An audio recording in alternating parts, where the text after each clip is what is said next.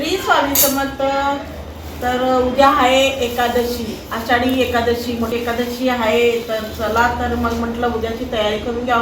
बाकीचे सगळे कामं झालेले आहेत.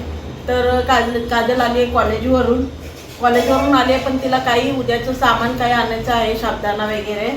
तर साबुदाणा संपलेला आहे घरातला, काही सगळं उपास सोडलेली आहे. तर ते काजल आणायला गेलेली आहे, जेवण वगैरे करून आणायला गेलेली आहे.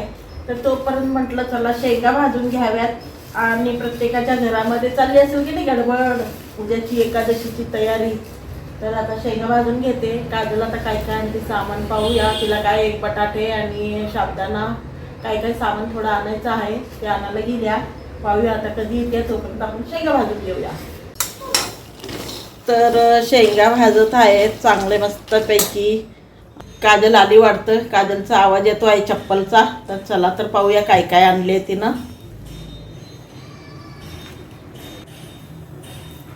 आली वाटतं, हां काजलच आहे. क्या क्या लेकर आहे, आई लाई क्या पुरा? हाँ काय काय आणली? इधर चिप्स. आणि आहे ना उद्याच्याला आम्ही एकादशीच्या दिवशी म्हणजे उपवासाला आम्ही उपास करतो, त्या टायमाला आम्ही शेंगाचं तेलच वापरतो. त्याचं तेल संपलं होतं, तर शेंगाचं तेल आणलेलं आहे उद्या फराळीसाठी. आणि चिप्स यावर्षी काही मी केलेच नव्हते, तर विकत आणावं लागलं. आणि अजून काय आणली आहे पाहूया. साबुदाण्याचे 2 पॅकेट आणले.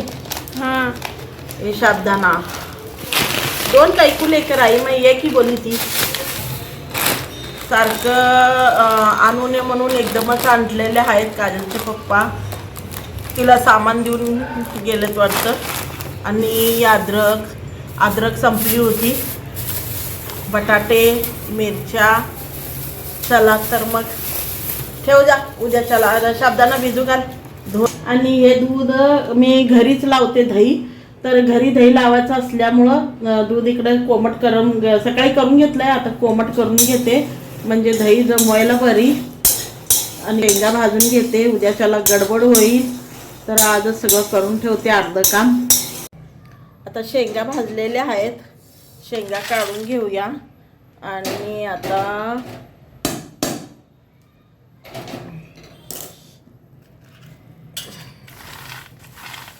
शेंगा भाजून घेतलेल्या आहेत. आता याला थंड करून घेते. हे थंड होत आहे तोपर्यंत आता साबुदाणा भाजून घेते, कारण पावडर तयार करून ठेवली.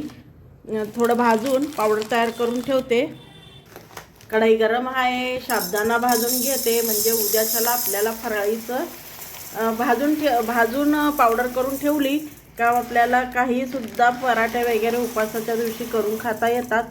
तर मी घेतलेलं आहे साबुदाणा भाजून, त्याची सुद्धा पावडर तयार करून ठेवते हातासारखं, म्हणजे उद्याच्याला काही गडबड होणार नाही. पूजा वगैरे करेपर्यंत उशीर होणार, कारण आपण तयारीमध्ये राहिलं तर सकाळी पूजा वगैरे करून त्यांना खाऊ घालून पाठवता येतं. ते सुद्धा खाऊन दुकानला जातील. फटाफट फराळ बनवता येते आपल्याला. तर छानपैकी भाजून घेते या साबुदाणाला.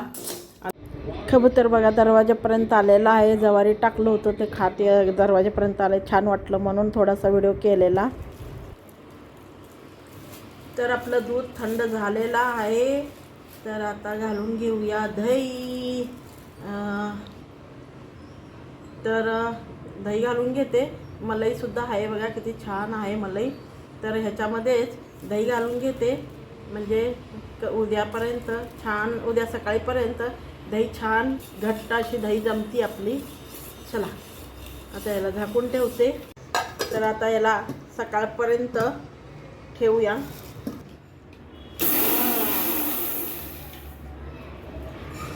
आता हे साबुदाणा थंड झालेला आहे, शेंगासुद्धा थंड झालेल्या आहेत. आता ह्याची पावडर करून ठेवते म्हणजे उद्याच्याला फटाफट आपल्याला फराळीचं करायला येतं.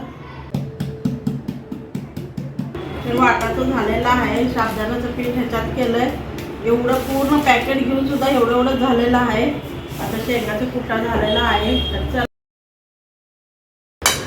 शेंगाचा कुटा तयार आहे, साबुदाण्याचं पीठ तयार आहे. तर भेटूया आता उद्याच्याला. फराळाची तर पूर्ण तयारी झालेली आहे. तर आता भेटूया उद्या फराळ करताना. तर चला तर बाय.